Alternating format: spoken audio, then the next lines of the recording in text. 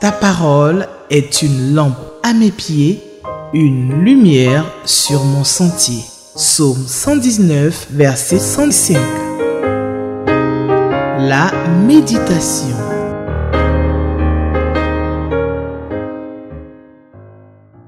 Mesdames et messieurs, chers amis lecteurs de la Bible, chers méditateurs, Shalom.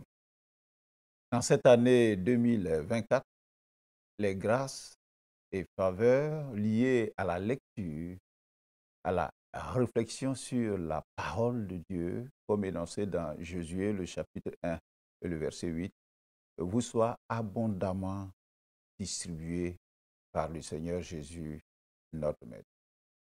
Bienvenue à votre émission journalière Méditons ensemble avec la Ligue pour la lecture de la Bible en relation avec l'Église méthodiste unie, la télévision Espérance TV.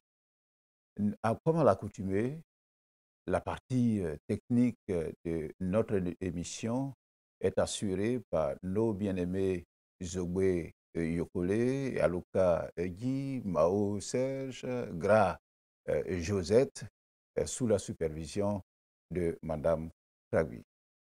Nous méditons sur la base des textes de la Bible proposés par le lecteur adulte 2024 qui renferme donc cette belle méthode de réflexion sur la Bible. Bien sûr, quand il faut méditer la Bible, il faut avoir la Bible elle-même.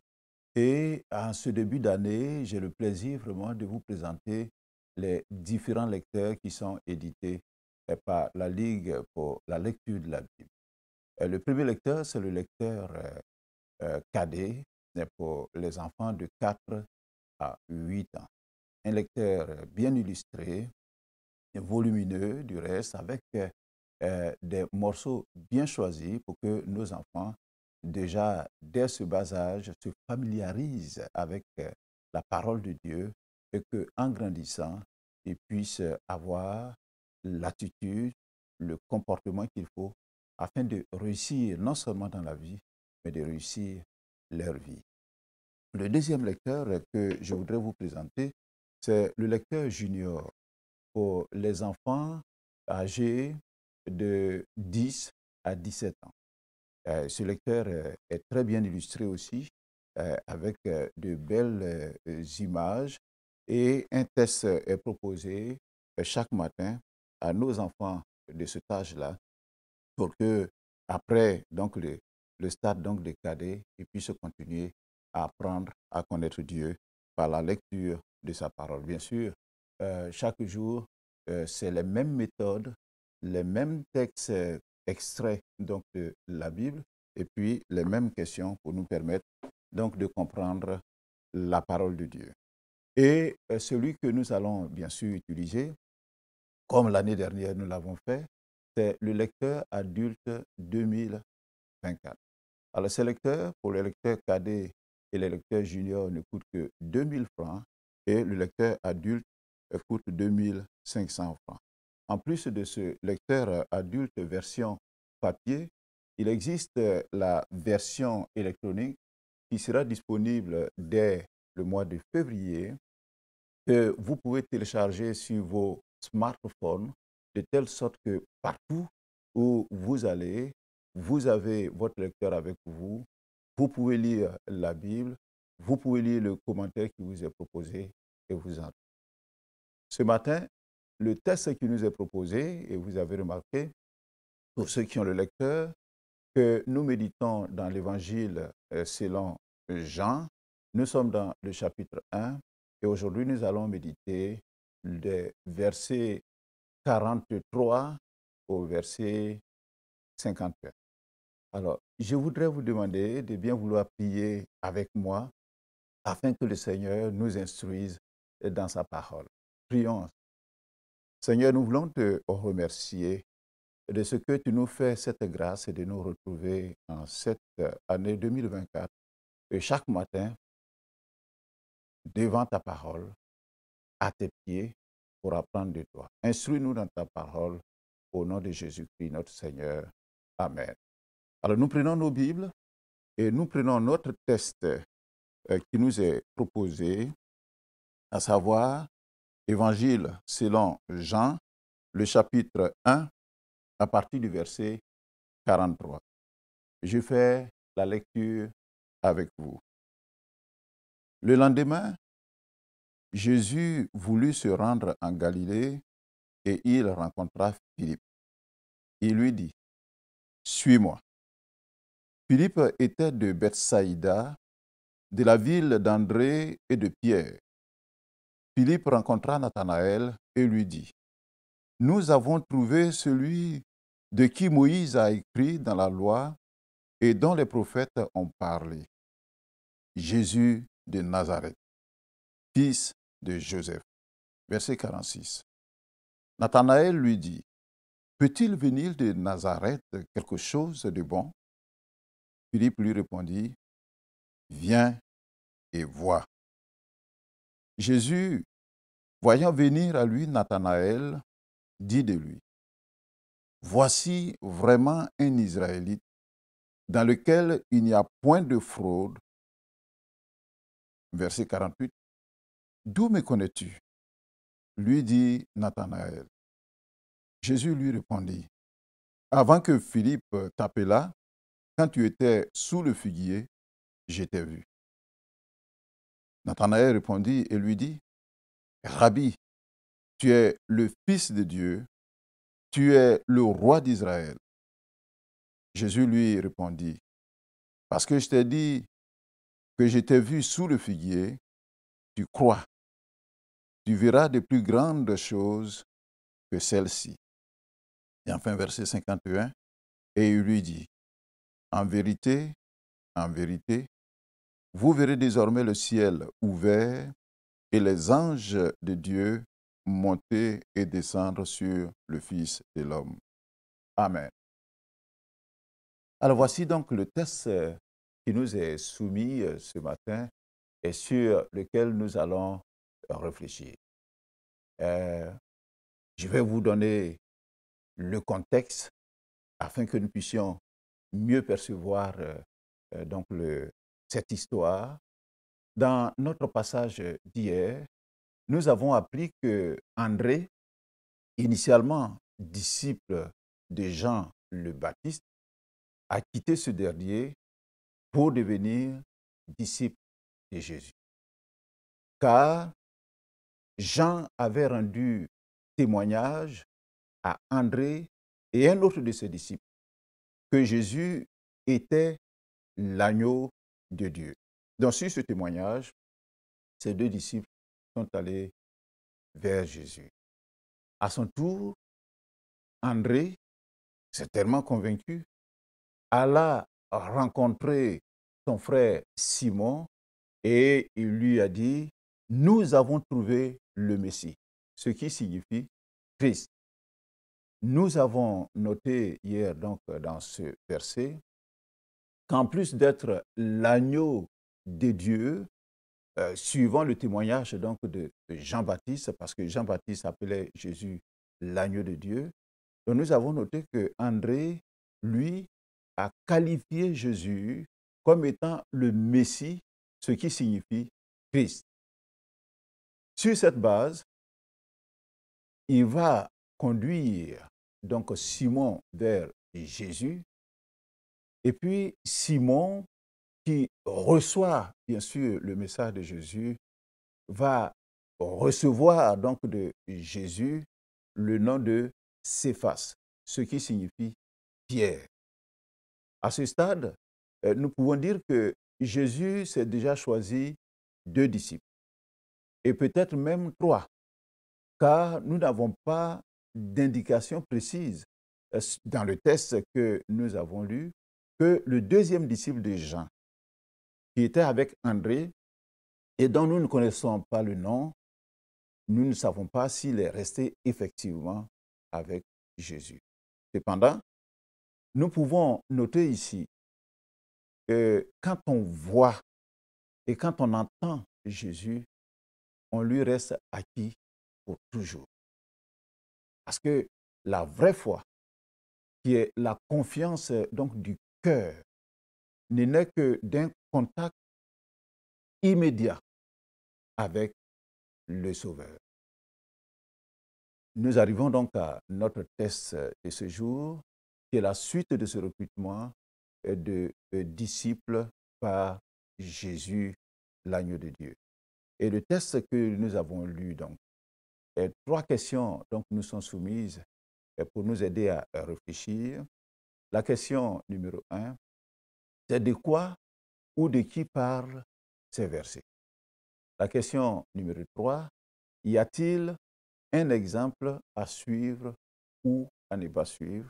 Et puis la question numéro 7, quelle vérité Dieu me révèle-t-il dans ce texte? Alors, il est très intéressant donc d'aller à notre première question. Y a-t-il un exemple à suivre ou à ne pas suivre dans le texte que nous avons? Il y a des exemples à suivre. Le premier exemple que nous pouvons relever, c'est l'exemple de Philippe qui répond à l'appel de Jésus à le suivre. Et d'ailleurs, le titre que nous pouvons donner à ce texte-là, c'est répondre à l'appel de Jésus. Répondre à l'appel de Jésus. Et Philippe, donc, au verset 43, il nous est dit que le lendemain, Jésus rencontra Philippe. Il lui dit, suis-moi. C'est parce que Philippe a répondu à l'appel de Jésus à le suivre et qu'il peut donc partager la joie qu'il a ressentie au contact de Jésus. Il peut partager cette joie-là avec Naël. Et le verset 45 du texte que nous avons lu dit ceci, que quand Philippe a rencontré Nathanaël, il lui a dit, nous avons trouvé celui de qui Moïse a écrit dans la loi et dont les prophètes ont parlé, Jésus de Nazareth, fils de Joseph. Nous avons aussi, et nous aussi, je pense, en suivant l'exemple donc de Philippe, nous devons partager notre foi avec les autres. Il ne s'agit pas de grands discours. Quand Nathanaël se montra quelque peu sceptique quant à l'origine donc de Jésus, parce que Jésus venait de Nazareth, Philippe va lui répondre, pas avec un gros discours. Il dit, moi, je suis allé, j'ai vu. Alors, viens et vois. En évangélisant, évitons les discussions inutiles. Montrons le chemin qui conduit à Jésus et le Saint-Esprit fera son œuvre de conversion des cœurs.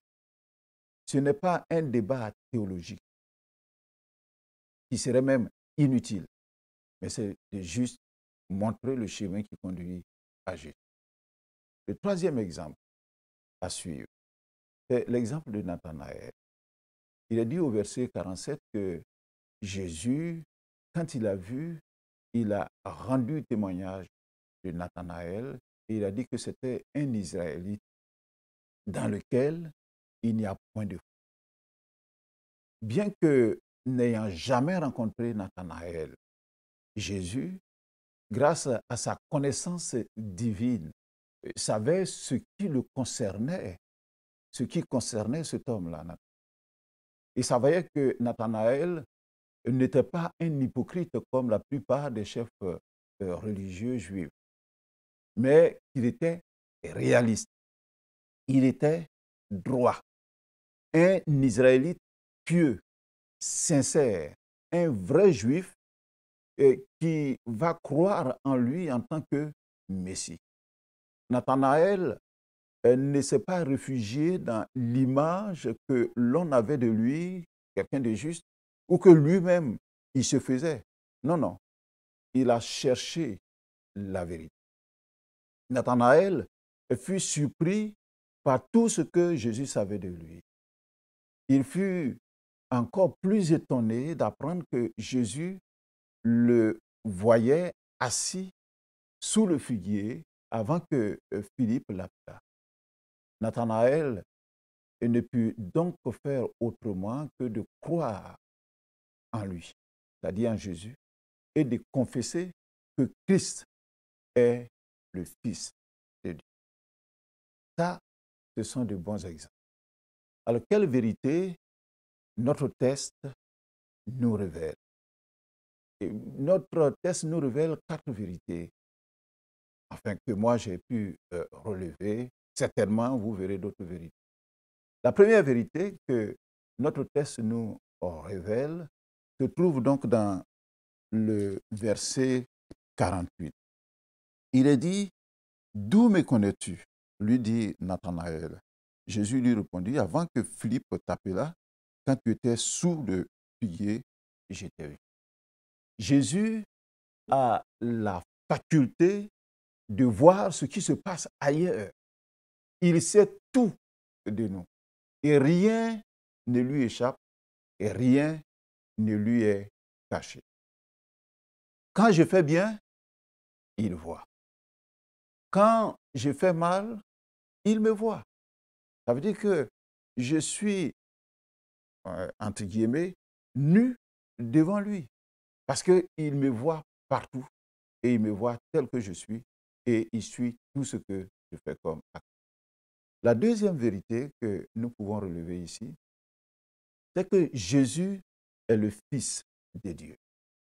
Philippe avait dit de Jésus, comme il le supposait, qu'il était Jésus de Nazareth, fils de Joseph. C'est ce qu'il pensait. Mais Nathanaël, convaincu, déclare, lui, pour ce qu'il a vu, au contact donc de Jésus. Nathanaël va déclarer que Jésus est le Fils de Dieu. Et il le dit au verset 49. Il dit, Rabbi, tu es le Fils de Dieu. Alors, il attribua également le titre de roi d'Israël à Jésus, parce qu'il pensait que le Messie, que le peuple hébreu, juif, donc attendait, serait un roi terrestre, comme il est dit donc dans Marc, le chapitre 15, verset 32. En fait, Jésus est bien plus grand qu'un roi terrestre. Il est le roi des rois. Et son règne n'aura pas de fin. Et rien que dans ce chapitre 1 que nous méditons depuis le 1er janvier, l'apôtre Jean a désigné Jésus sous différents noms, différentes appellations. Dans le verset 1, il dit, au commencement était la parole. Donc Jésus est la parole. Jésus, au verset 4 de ce même chapitre 1, est présenté comme la lumière des hommes. Au verset 14, Jésus est présenté comme le Fils unique venu du Père. Au verset 17, Jésus est présenté comme le Christ, Jésus-Christ. Et puis au verset 23, Jésus est présenté comme étant Seigneur, c'est-à-dire quelqu'un qui a un royaume. Et puis le verset 29, Jésus est présenté comme étant l'agneau de Dieu. Verset 41, nous avons lu, Jésus est le Messie.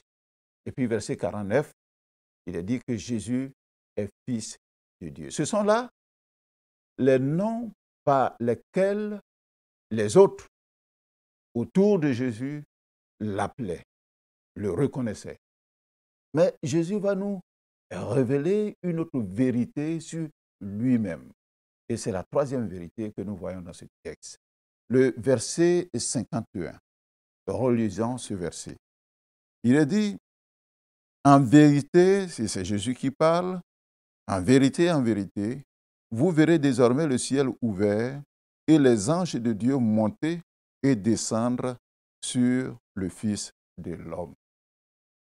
Pour les Juifs, le titre de Fils de l'homme n'était pas banal. Et Jésus se présente comme étant le Fils de l'homme. Il évoquait ce titre-là, Fils de l'homme, il évoquait l'expression utilisée par le prophète Daniel, euh, Fils d'homme, c'est-à-dire ce Fils d'homme dont le royaume n'aurait pas de fin dans Daniel, le chapitre 7. Peut-être qu'il serait intéressant que nous lisions ce texte dans Daniel, le chapitre 7 que je vais vous trouver. C'est ce qui est intéressant dans les méditations, que nous allons donc à la source. Daniel, le chapitre 7, le verset 13, que je vais vous lire. Il est dit ceci, au verset 13. C'est Daniel donc qui a vu dans sa vision. Il dit ceci. Il dit, je regardais pendant mes visions nocturnes, et voici, sur les nuées des cieux, arriva quelqu'un de semblable à un fils de l'homme. Retenons bien ce mot, un fils de l'homme. Il s'avança vers l'ancien des jours, c'est-à-dire Dieu le Père, et on le fit approcher de lui. Verset 14 de Daniel 7, on lui donna la domination, la gloire et le règne, et tous les peuples, les nations et les hommes de toutes les langues le servirent. Sa domination est une domination éternelle qui ne passera point, et son règne ne sera jamais détruit. Voilà ce que donc Daniel a dit des siècles avant Jésus. Remarquons ici, dans le verset 51 que nous avons lu dans Jean, le chapitre 1, que Jésus se nomme lui-même, et j'allais dire simplement, Fils de l'homme. Qu'est-ce que cela veut dire? Cela veut dire qu'il est à la fois Fils de Dieu, comme nous avons vu plus haut dans Jean, le chapitre 1 que nous avons lu, et il est à la fois Fils de l'homme. Fils de Dieu, Fils de l'homme. Cela veut dire que Jésus est à la fois et pleinement Fils de Dieu, pleinement homme. Il est pleinement Dieu, il est pleinement homme, nous dit Marc le chapitre 2, le verset 10. Quatrième pensée, quatrième vérité que le texte nous révèle, c'est que Jésus est l'échelle par laquelle l'on peut monter et atteindre le ciel où se trouve le Père. Alors, où est-ce que cela est dit? C'est au verset 51 que nous avons lu dans notre texte de Jean. Il est dit, en vérité, vous verrez désormais le ciel ouvert et les anges de Dieu monter et descendre sur le Fils de l'homme. Jacob, le vieux Israël, parce qu'il s'appelait Jacob avant de recevoir le nom d'Israël, dans son rêve à Bethel, au cours donc de son voyage très célèbre, a vu une échelle qui atteignait le ciel et les anges qui montaient et descendaient et donc sur cette échelle. C'est dans Genèse, le chapitre 28, à partir du verset 2. Christ, tel que nous avons lu dans notre texte d'aujourd'hui, est cette échelle, le chemin de la terre au ciel, le chemin par lequel le ciel envoie ses messages au monde et le chemin par lequel nous devons passer pour atteindre le ciel. Il est le médiateur à travers qui, donc, nous pouvons atteindre le Père. C'est le médiateur, c'est-à-dire c'est le lien. C'est à travers lui que passe la communication entre la terre et le ciel. Et nous le voyons. Je pense que nous pouvons lire ce texte qui se trouve dans 1 Timothée, le chapitre 2 et le verset 5. Et cherchons donc 1 Timothée, chapitre 2 et le verset 5. Alors, quand on médite, ça prend du temps, on voit beaucoup de choses parce qu'il faut toujours aller à la source donc, de l'information. Donc, 1 Timothée, chapitre 2, verset 5. Il a dit ceci. Car il y a un seul Dieu et aussi un seul médiateur entre Dieu et les hommes, Jésus-Christ, homme. Donc, Jésus est le médiateur entre Dieu et les hommes. Alors, nous allons vers la fin de notre temps de méditation et nous allons répondre donc à la question A.